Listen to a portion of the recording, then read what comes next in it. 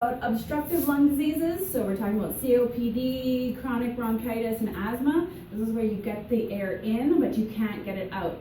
So if you're looking at a spirometry test, you're going to see lower FEV and FVC, but bigger total lung volume. So it's kind of weird, but we'll explain how it works. So we're going to start off with COPD first. Destroys the alveoli. So what happens is the air comes in, but it stays in. You can't get it out. And it can be genetic, or it can be from like smoking and stuff like that. So the neutrophils come in when there's inflammation and they just eat everything, sterilize everything, and then the alveoli starts to get destroyed. And then also there's this thing called elastinase, and that eats all the elastic parts like it's licorice.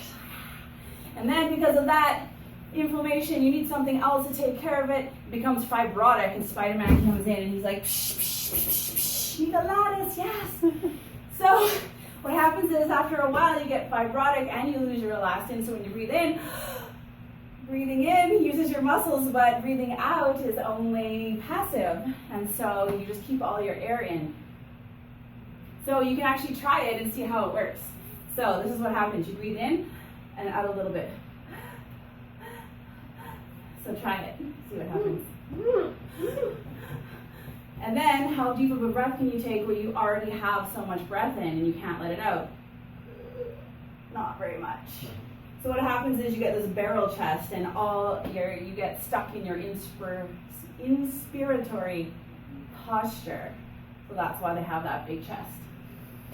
Oh, another thing that happens is because they live chronically with so much CO2, so the CO2 builds up, and then they're not breathing it all out. So there's too much in there all the time. And then the medulla, normally in people, when it sees more CO2, it tells you to start breathing and stimulates your inspiration muscles. But since it's always there, it's like, you know what? Catch me outside. How about that? I'm not going for CO2 anymore. I'm going to date hypoxia. So then the CO2 is there all the time.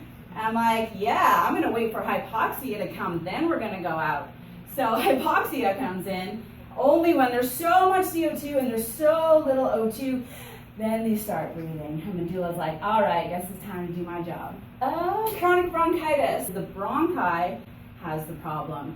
And so they get so much mucus all the time. They actually grow new goblet cells. And all the goblet cells are like filling up with mucus. Yeah, get it in there. And they're coughing and coughing and coughing and coughing. And they have to put it in a jar with a lid because it smells so bad because they have so many infections that this is just purulent. You like take off the lid of your sputum and it's like, chases away all the nurses that you don't like.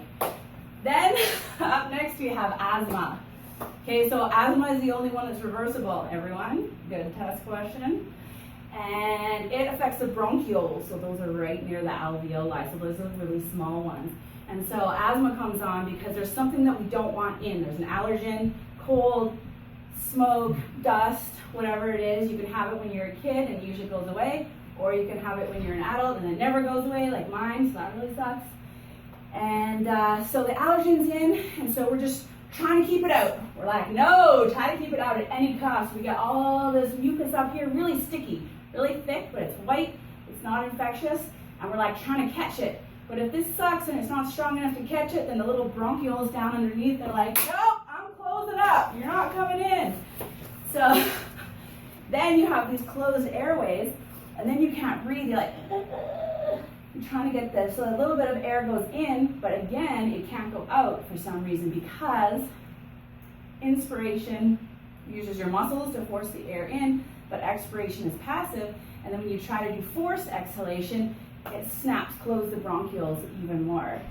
So you can't even force the expiration out. You're just like, and then you start to panic because you can't breathe. And then when you panic, you have more hypoxia and you have less O2, but your lungs are doing more work, and then you really got a problem. So this leads to achalitasis, where they collapse sometimes, and then you're going to get more infections. And then it's going to grow some fibers because there's so much inflammation all the time. So if you have lots of attacks, then that's why you start to become fibrous. So all those three, you can start to become fibrous as a secondary thing. Also, there's so much mucus in there to try to like keep out this allergen that you get these mucus plugs in these little bronchioles because they're so small. And then after you have so many infections, you just live with all these little mucus plugs. You have all these little things in you because you just can't even cough them out anymore. All right, next one, cystic fibrosis. This is distinguishable by very, very thick mucus. So it impairs gas exchange, and it's genetic. So you get it when you're a kid, and your mom goes to kiss you, and she's like, you taste really salty because you have too much chloride in your system. And then she takes you to the doctor, and then they find out through the sweat test that you have cystic fibrosis. Okay, bronchiectasis. Chronic bacterial infections cause this. You breathe like this. Whistling in the lungs. You cough up blood with that one too. Also cough up blood with cancer, so don't get those two confused. And you diagnose it with the sputum to see what kind of infections are in there.